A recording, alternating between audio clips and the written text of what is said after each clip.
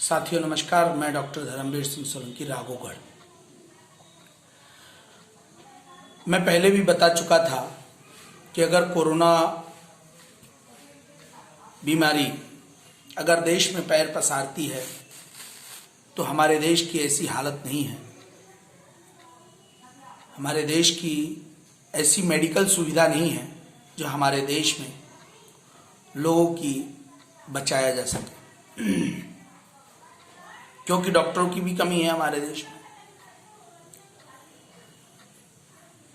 साथियों, corona virus अब पूर्ण रूपेण हमारे देश में अपना पैर पसार चुका है, महामारी फैल चुकी है। अब इसको रोकना नामुमकिन सा है।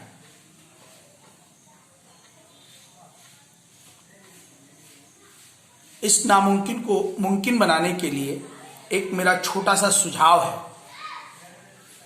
कि अगर इस चीज को नामुमकिन से मुमकिन बनाना है तो एक प्रयास बहुत जरूरी है। वह प्रयास है डॉक्टर्स का, क्योंकि हमारे देश में डॉक्टरों की बहुत कमी है। परंतु हमारे देश में डॉक्टर्स की कमी होने के बावजूद भी किसी व्यक्ति की बीमारी को बीमारी की तरह ना लेकर बिजनेस की तरह लिया जाता है। इसीलिए हमारे देश में डॉक्टरों की कमी है। क्यों?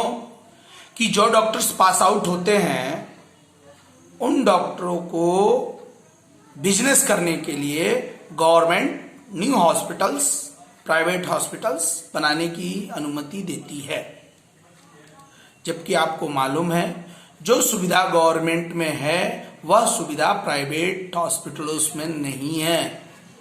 जितनी महंगी मशीनें हमारे सरकारी गवर्नमेंट में आती हैं उतनी महंगी मशीनें हमारे प्राइवेट हॉस्पिटलों में नहीं आती हैं।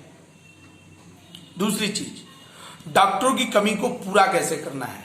अगर हमको कोरोना पर विजय पाना है तो, और नहीं तो हमारे देश के नेता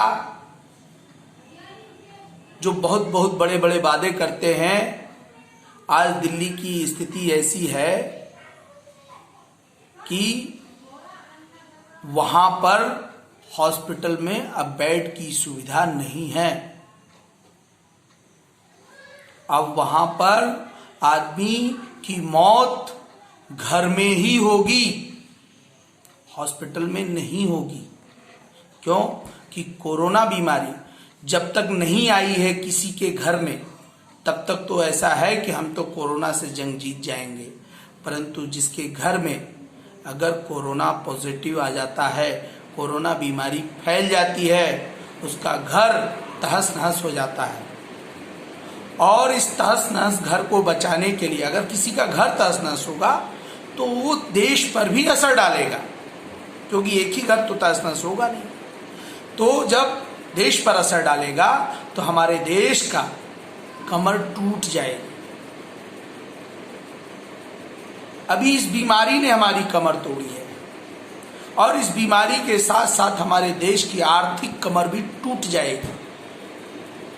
इस आर्थिक कमर को न टूट पाए, इसीलिए एक मेरा छोटा सा सुझाव है।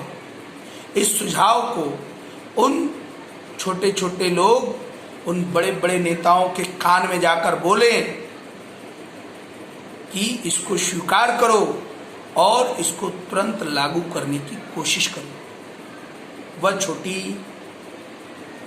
त्रुटि क्या है? हमारे देश में डॉक्टरों की कमी नहीं है। ये झूठ बोला जाता है हमारे लोगों से कि हमारे देश में डॉक्टरों की कमी है, हम पूरा नहीं कर पाते हैं। हमारे देश में 3 पेथियां हैं, MBBS, BHMS, BMS। अगर इनको हमारा देश डॉक्टर नहीं मानता है तो इनको डिग्री कराने की भी अनुमति नहीं देनी चाहिए। अगर देश इनको डॉक्टर्स मानता है तो कोरोना बीमारी से लड़ने के लिए कोई स्पेशल डॉक्टर की जरूरत नहीं है। ड्रिप लगाना है, बोतल लगाना है, इंजेक्शन लगाना है, सलाइन देना है, गोली दवाइयाँ देना है, उनको आइसोलेशन वार्ड में कैसे रहना है, उनको कैसे स्वच्छता का पाठ पढ़ाना है, यही तो है। यही है कोरोना बीमारी से लड़ने का इलाज। और जो सीरियस होता है उसको उस स्पेशल के पास भेजिए। तो ये इतना काम आयुष के डॉक्टर्स कर सकते हैं। जब ये आयुष के डॉक्टरों को अपने साथ ले लेंगे, ये मतभेद हटाकर, तो आयुष के डॉक्टरों को साथ ले लेंगे तो ये मतभेद जो डॉक्टरों की कमी चिल्ला रहे हैं, वो डॉक्टरों की कमी पूर्ण हो जाएगी। और डॉक्टर, नंबर ऑफ डॉक्टर्स के साथ नंबर ऑफ पेशेंट की भी संख्या क्योर होने में सहूलियत होगी और नंबर ऑफ पेशेंट सुधारे जाएंगे। एक स्पेशल डॉक्टर के साथ 500 डॉक्टर काम कर सकते हैं आयुष।